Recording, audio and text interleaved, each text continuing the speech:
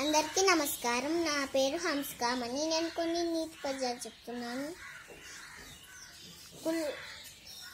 కులశైలంబులు పాదు పెళ్ళగిలి దిక్కులంబునన్ గూలినన్ జలదుల్ మేరలను ఆక్రమించి సముదం చెద్బంగి నుప్పొంగినన్ జలజాత ప్రియ సీత బాణులు యథా సంచారము దప్పినన్ దళకన్ దుబ్బడు చప్పు దప్పడు భగవద్భక్తుండు సర్వేశ్వర.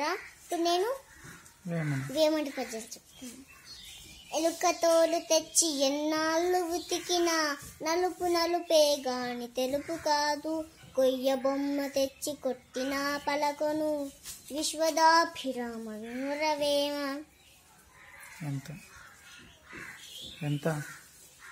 ఎంత చదివి ఎన్నిటి విన్నను హీనుడవగునంబు మానలేడు, బొగ్గు పాల కడగా పోవునా మలినంబు విశ్వదాభిరామ వినురవేమ.